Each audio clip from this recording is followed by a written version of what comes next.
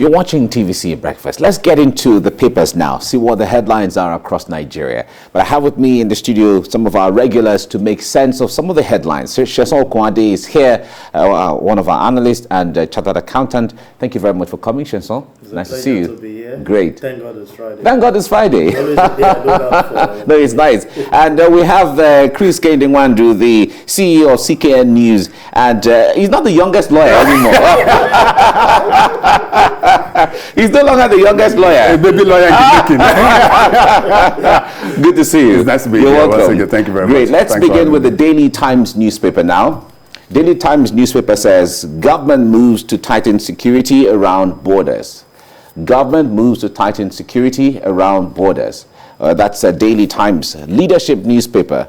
It's next, and it says change tactics. Retired generals tell service chiefs. Change tactics.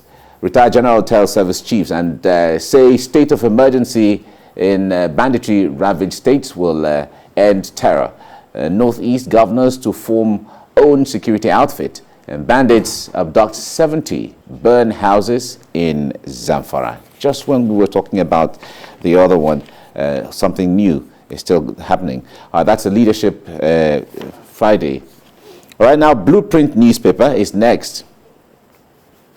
Blueprint newspaper is next. As COVID-19 vaccination starts Saturday, federal government vows not to consider states yet to meet conditions. As COVID-19 vaccination starts on Saturday, federal government vows not to consider states yet to meet conditions. We are ready, governors are saying. Ogun, Imo waiting to receive vaccines. And UBEC expends 20 billion naira on pandemic. 20 billion. 20 billion. All right. That's the Blueprint newspaper. Let's move to Business Day. Business Day says failed food blockade in Nigeria confirms law of economics. Failed food blockage in Nigeria confirms law of economics. Okay, from there, let's go to national economy. That says $5.5 billion Mambila power project exists only on paper, 49 years after conception. $5.8 billion Mambila power project exists only on paper, 49 years after conception. Northeast Governors Forum expresses frustration. Well, the Mambila the Mambila power project has been on the front burner for so many years. In fact, I guess I wasn't born then. All right, that's the national economy. Now, the Punch newspaper is next. Punch newspaper says Buhari Oshibajo for vaccination Saturday exercise begins today. Buhari Oshibajo for vaccinations on Saturday. Exercise begins today. And states get vaccine on Monday. Agency seeks tight security at cold stores.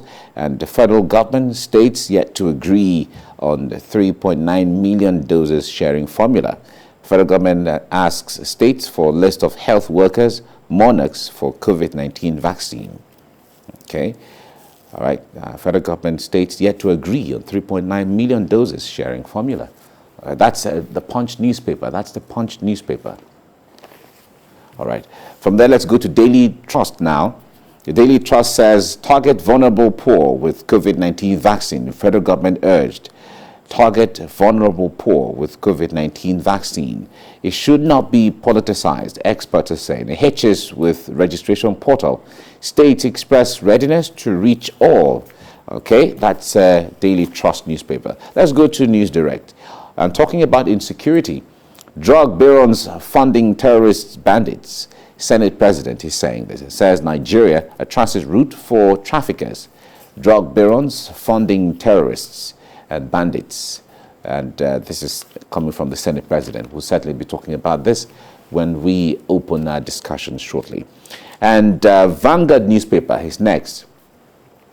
60 women, children abducted in fresh Zamfara attack.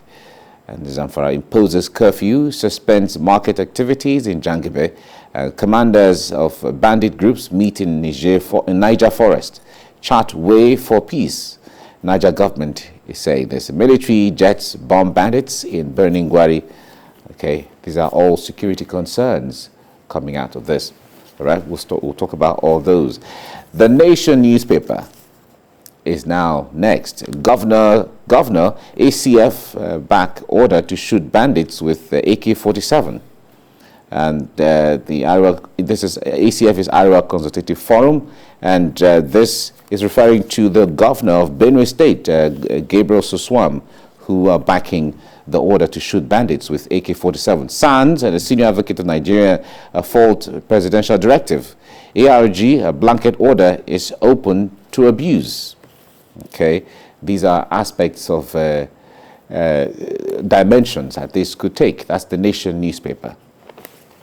All right, and then from there, let's go to the Daily Sun. Senate names sponsors of terrorism banditry. Fingers drug barons, brands Nigeria major transit route. Gumi replies Khan, says no peace for Nigeria without amnesty for bandits. Gumi replies, Christian Association of Nigeria says no peace for Nigeria without amnesty for bandits.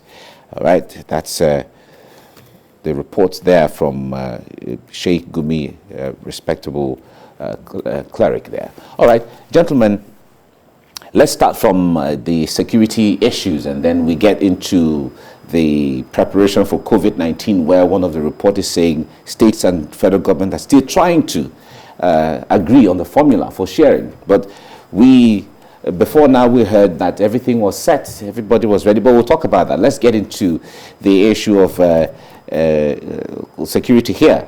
Now, if you look at the Daily Sun and also News Direct, where the Senate president is, or Senate is coming to say that drug barons are behind terrorism and banditry in Nigeria. Now, when government officials make statements of this kind, that it makes it clear that they have an idea or they know those who are behind all of these. Yet, there is no arrest. Yet, there is no prosecution. Yet, nothing is happening about it. CK, let me start with you on this. Yes, we've had so many times, allegations of those that they believe we are behind the issue of terrorism, banditry in Nigeria. Initially, don't forget in the past we heard that it was politicians that were behind it. Mm-hmm. Remember that vividly. Mm-hmm. And from there we moved to some people in Aso Rock. We are supporting banditry. And then we heard then moved to this one. We heard there were people from outside Nigeria that we are with arms from Libya. Arms from Libya, and then we just a few days ago we now also heard that from is those that were doing illegal mining in Zamfara and the rest of them that are fueling it. Now the Senate have come up with drugs. So, but my take in all this is that since they know, they seem to know, or they believe they know, those behind all this, how come security agencies have not passed on this information to security agencies to be able to pick? How come we have not been able to arrest one single person and get him prosecuted for some of these things? While Dubai had that, that is not even here. Yeah, you are talking of Dubai. What of Chad? What of Chad? You saw what happened when the Chadian military had the operation by the fringes of our area and pick up most of these bandits. Some of them were sentenced to death. Some of them, for whatever reason, died in prison, and the rest of them. My problem has always been, do we have the political will to do this? Definitely, there are some people that are benefiting from this issue, and that is a fact.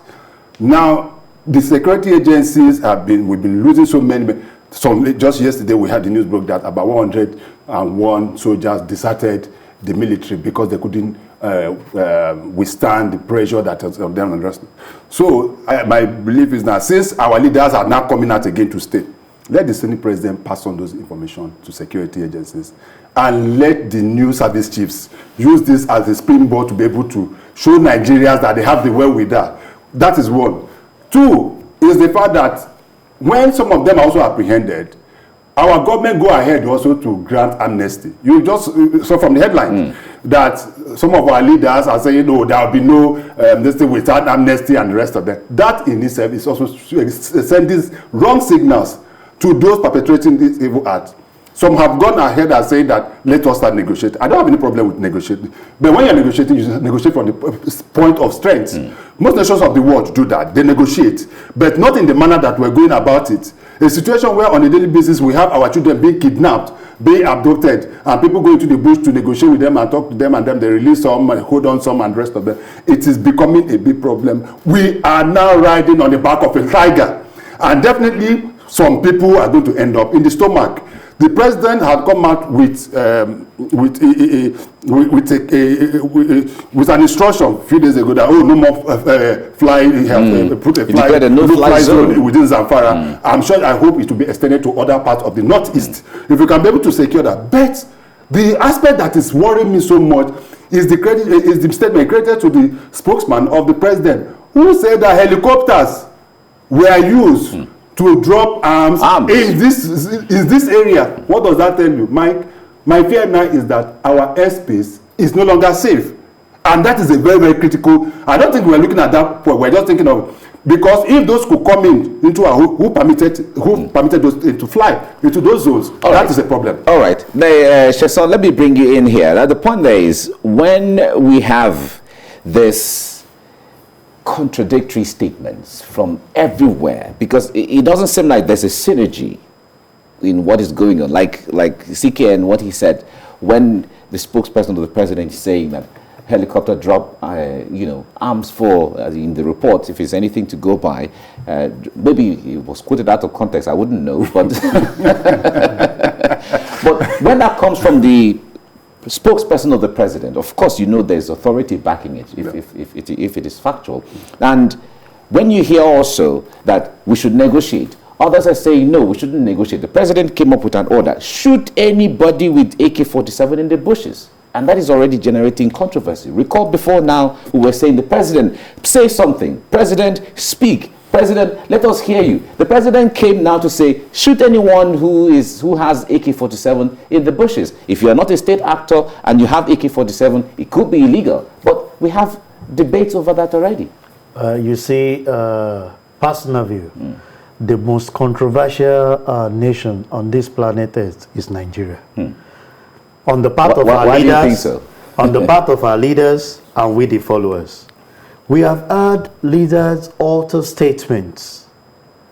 At few days, we hear the news people quoted us out of context. There's misconception, misunderstanding about the statement.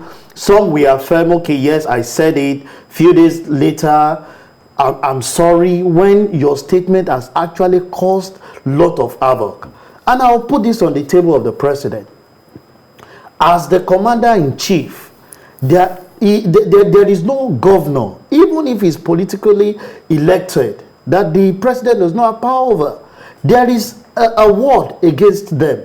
There is an evidence via their statement against them to bring this insecurity down the drain.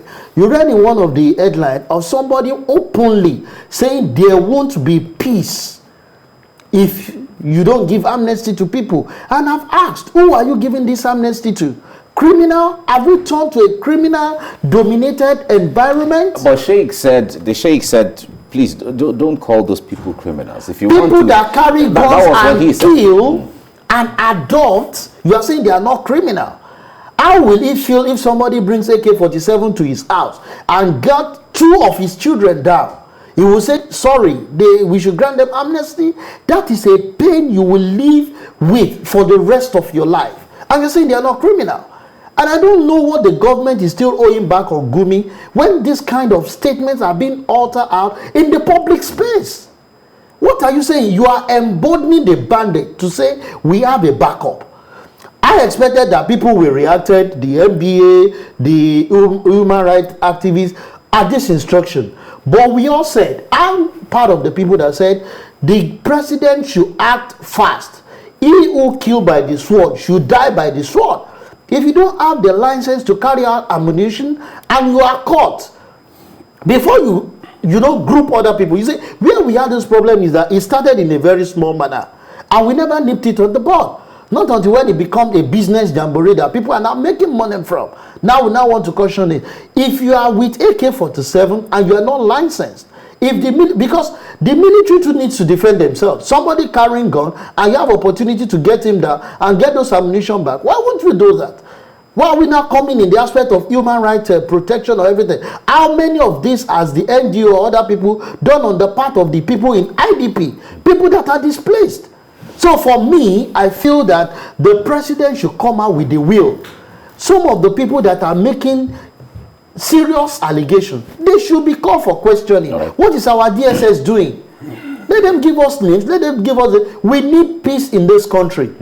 And that is when prosperity can abound. All right. When we talk about amnesty or negotiation or try to arrange a kind of an arrangement or agreement between the government on one hand, bandits on the other hand, or criminals. Okay, Sheikh Gumi say we shouldn't call them criminals so that they can, be ready to lay down their arms one way or the other. But we have negotiated in the past.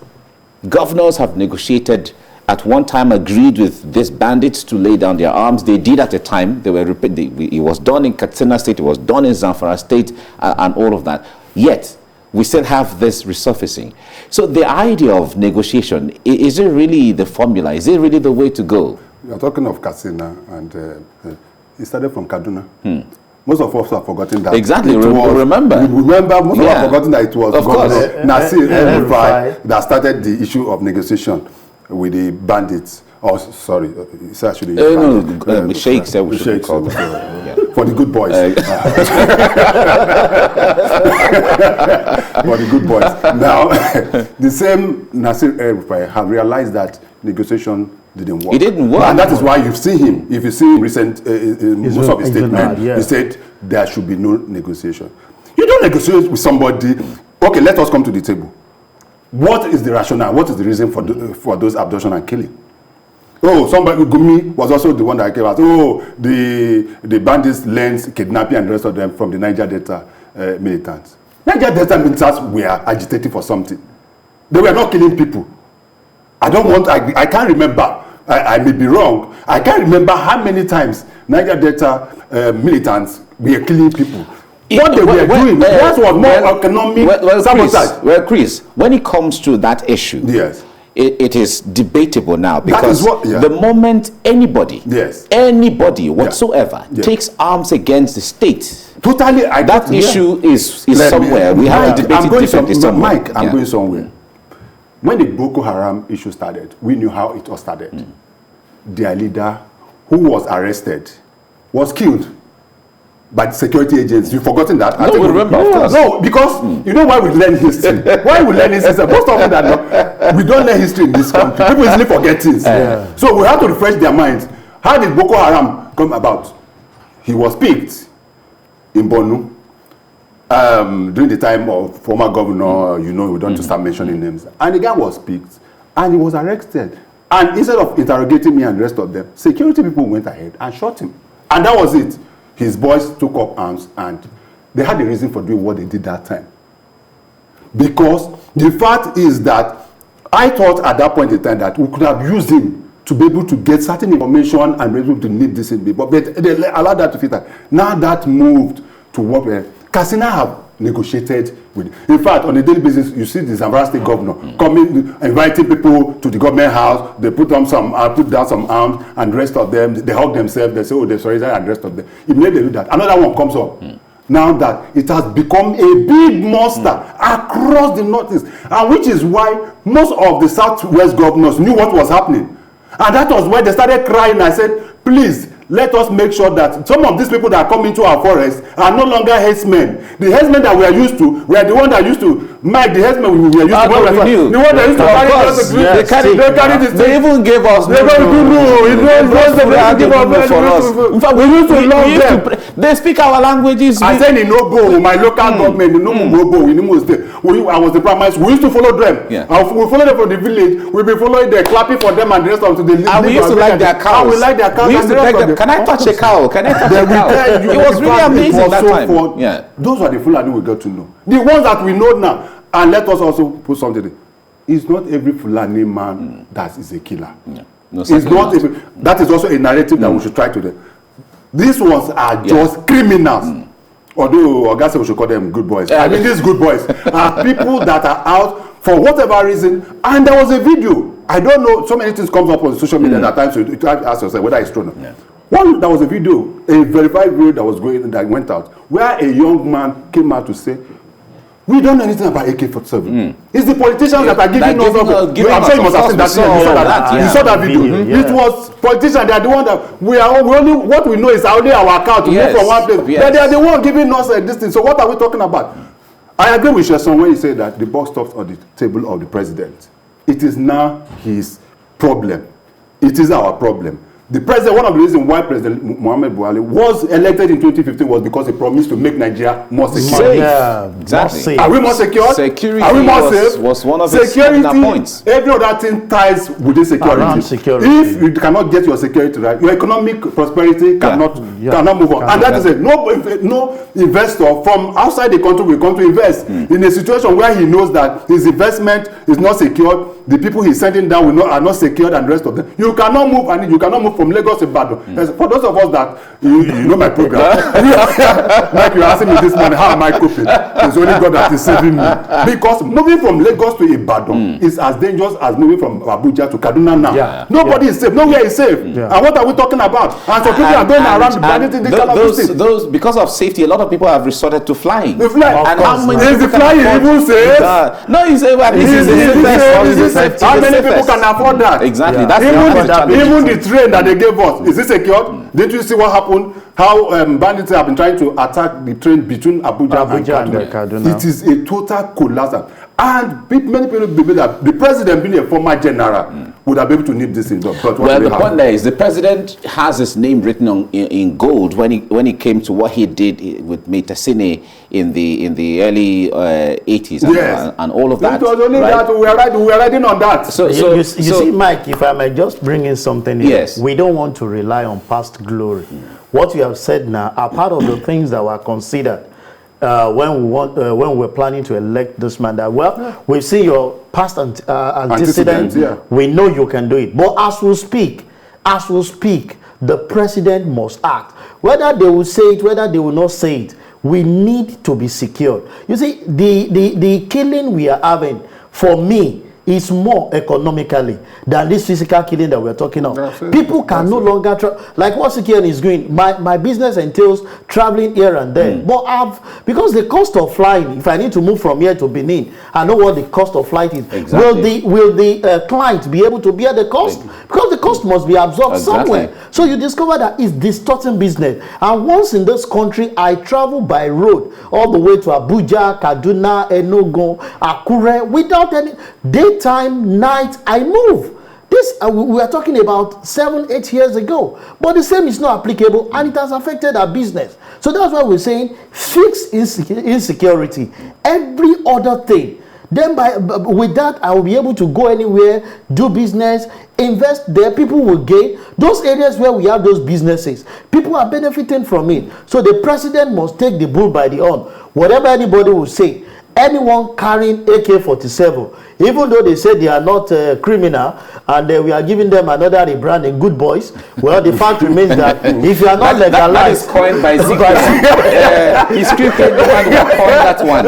So if you are caught with any ammunition, not licensed, you go down the drain with that. So that will start a deterrent to other people that might want to venture into it. All right, let's wait to see how the new strategies will come on board. The service chiefs that were appointed, they have their own strategy. They have their own work. We're waiting for them to deploy that. Because whatever they do, however, whatever they do, Nigerians don't want to know how. The point there is, they want to sleep and wake up safe. Mike, they want to be able to travel to anywhere. Travel anywhere. Mike, why are you pointing at me? I have to travel anywhere.